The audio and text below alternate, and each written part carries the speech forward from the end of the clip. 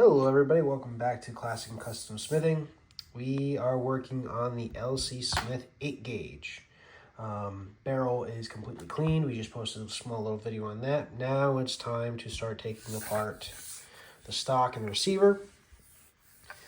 So first things first is we're going to keep the stock. I have to measure it out so I keep the actual dimensions so I can remake the proper stock because this one is very obviously broken. So we're going to do little clips here and there, piece them all together. I'm taking this thing apart. I'll do one side at a time with the locks, then the next. We're basically looking to check and see if there's anything wrong with it. If there's I'm suspecting on this side there's going to be a broken spring. I'm suspecting. I'm not sure completely. But like I said, we'll turn into this and see where it goes. I did clean up the stock a little bit.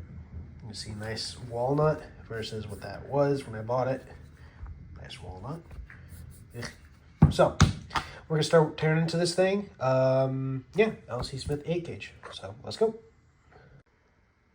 All right, so first thing I did is I took the screws off of the trigger guard, and this actually lifts up and rotates. And here you'll have the original serial number right there. And we have to take that screw out, and we have to come up here, take that one out and that one out. And then the stock should just slide right off. All right, so we got this taken apart a little bit. Sorry for the shakiness. A couple of things. Got this off and this taken off. Unfortunately, this tang here is broken, so I'm gonna have to get that fixed, or just butt it when I put it together. So there's that. Got a couple of screws loose, got the side plates off. Now, interesting thing. Let me show you the side plates. A couple things. One, we got number 2 here, 2nd grade. This just keeps confirming it for me that this is a 2nd grade, which I love that.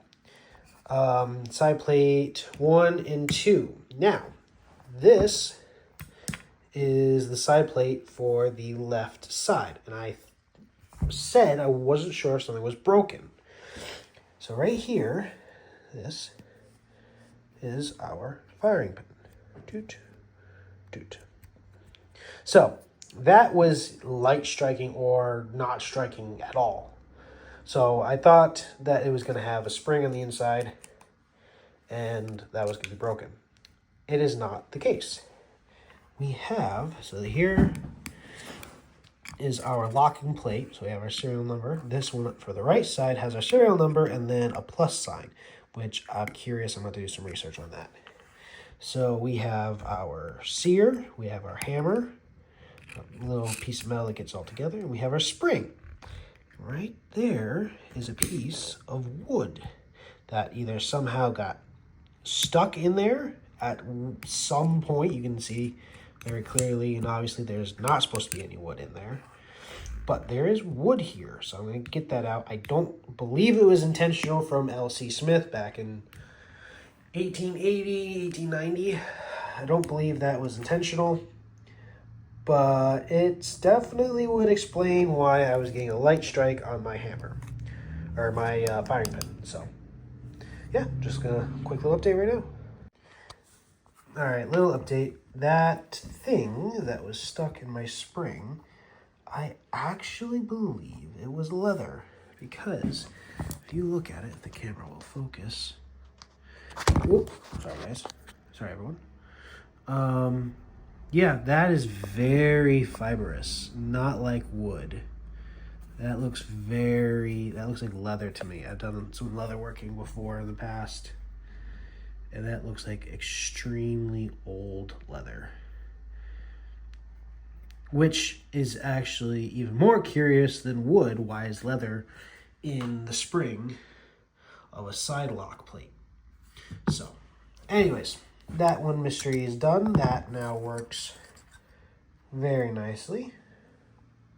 So that now works. We got our plates. I'm gonna get these dipped in some solution. I believe this is actually nickel plated. I'm not gonna take these apart because I have done that before. It is a royal pain to get this back together. So I'm just gonna scrub them down, oil them, And I'm probably going to not show you guys that part because that's just very tedious work. But yeah, just give a little heads up on that, or show you guys about that because that was actually very curious. Wood, I was like, okay, that's fine, but I was trying to figure out where the piece of wood came from. But that is actually leather, so I don't know why that was there.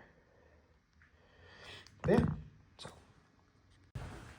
All right, so we have our stock off, we have our trigger assembly, and we have our receiver all apart.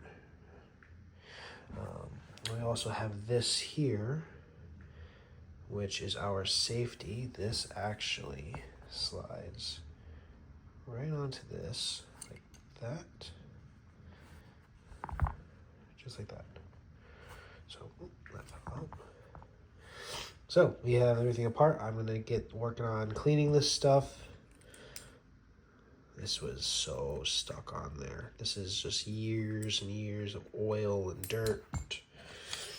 I actually had to pry it out a little bit. Luckily, it didn't break anything, but yeah, this is very old. Very, very old walnut.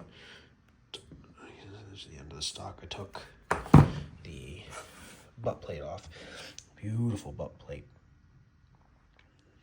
But nonetheless, yeah, so everything is taken apart. I'm going to clean it. I'm probably not going to show you guys that. That's tedious work, and I don't want to bore you guys. So everything is apart. I'm going to take pictures of everything.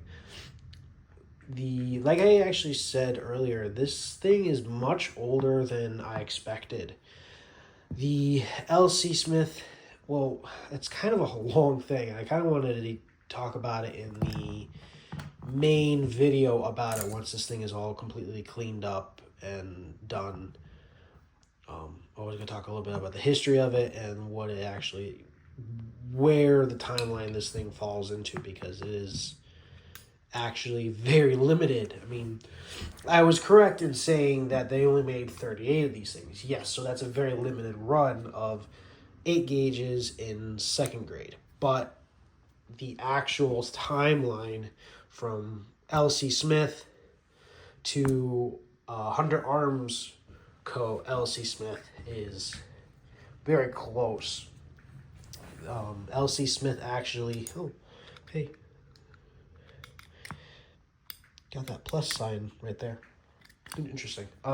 Actually, LC Smith was actually very limited before it turned over to Hunter Arms Co. LC Smith. And like I said, we'll talk about that in the main video once this thing is all together. We're got it all done and finished. So I'm not going to bore you guys with that history right now. But for now, this is where we're at. Pretty good start. I'll see you guys later.